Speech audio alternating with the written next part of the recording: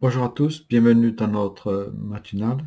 Ce matin, je dirai le texte de l'Évangile selon Jean, chapitre 8, versets 34 à 36. En vérité, je vous le dis, leur répliqua Jésus. Toute personne qui commet le péché est esclave du péché. Or, l'esclave ne reste pas toujours dans la famille. C'est le Fils qui reste pour toujours. Si donc le Fils vous libère, vous serez réellement libre. Ce matin, j'aimerais qu'on parle de l'égoïsme, cet égoïsme qui peut être malheureusement présent dans la vie du chrétien. Qu'est-ce que l'égoïsme? C'est quelque chose qu'on a du mal à supporter quand nous le voyons chez les autres, mais nous en avons certainement à plus ou moins prononcé dans chaque personne. L'égoïsme, en fait, c'est l'attachement excessif à soi-même. En fait, il nous amène à rechercher exclusivement notre plaisir, notre propre intérêt personnel dans la vie de tous les jours. Ça peut être dans le couple, ça peut être dans la famille, dans le travail, dans l'église, etc. La Bible décrit l'égoïsme comme un péché. C'est pour cette raison qu'elle le condamne très sévèrement. L'égoïsme vient de l'ego, ce terme grec qui désigne le moi en majuscule. Je est assez mal perçu, notamment dans le christianisme, parce qu'il a tendance à nous faire aller vers l'égocentrisme qui consiste en fait à tout ramener à soi, à faire tourner le monde autour de notre petite personne. Et en faisant pas de plus, nous conduit vraiment à cet égoïsme avec un grand E. L'égoïsme qui est radicalement à l'opposé de ce qui constitue le cœur de la foi chrétienne. L'amour du prochain, vouloir le bien de l'autre. L'égoïsme est celui qui, en fait, ne s'aime point, qui est quelque part mal dans sa peau. Il peut être même narcissique, l'égoïsme. Moi est un petit mot de 3 lettres, mais qui représente, ce qui représente en fait est énorme. C'est solidement planté sur 3 piliers, on dit, qui s'appellent l'égoïsme, l'orgueil, qui est lié souvent, et sa propre volonté. Le moi chez les autres est facile à identifier. Nous savons tous le faire.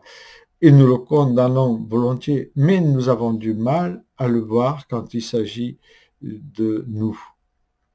L'égoïsme est en fin de compte autodestructeur.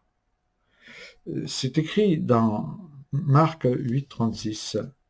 Que sert-il à un homme de gagner le monde entier s'il perdait son âme? Que donnerait un homme en échange de son âme?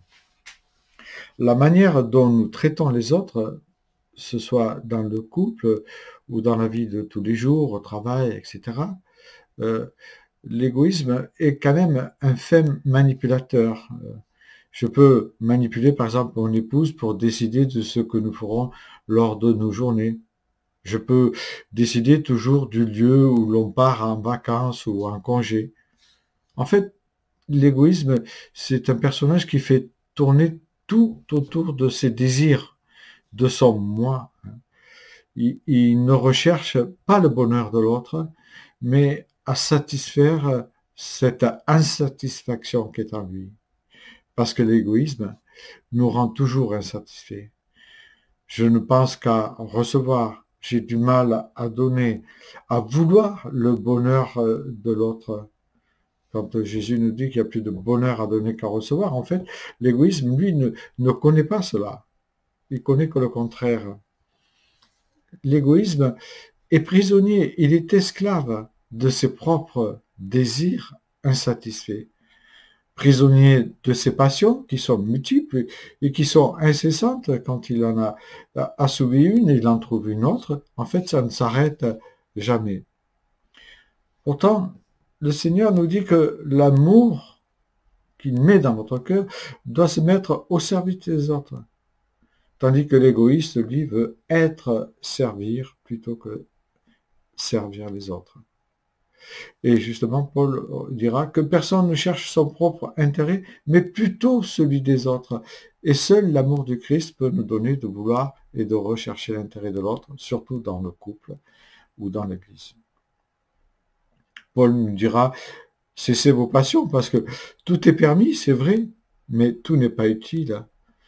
Tout est permis, mais tout n'édifie pas. Que personne ne cherche son propre intérêt, mais que chacun cherche l'intérêt d'autrui. Donc il existe un remède à l'égoïsme, nous le trouvons dans la Bible, dans Galates par exemple, au chapitre 2, où Paul dira « J'ai été crucifié avec Christ, si je vis, c'est plus moi qui vis, c'est Christ qui vit en moi. Si je vis maintenant dans la chair, je vis dans la foi au Fils de Dieu qui m'a aimé, qui s'est livré lui-même pour moi. » Dieu désire que nous ayons plus de bonheur à donner qu'à recevoir. Cela, nous pouvons réellement le vivre qu'à partir du moment où nous laissons le Fils nous affranchir de notre moi. Et si tu as ce problème de moi, alors demande au Seigneur qu'il t'affranchisse de ce moi pour que tu apprennes à avoir plus de bonheur à donner qu'à recevoir. Car vraiment, c'est la joie du Seigneur qui émanera et qui illuminera ton cœur. Oui, si nous voulons vaincre l'égoïste, demandons au Seigneur qu'il nous affranchisse de ce moi.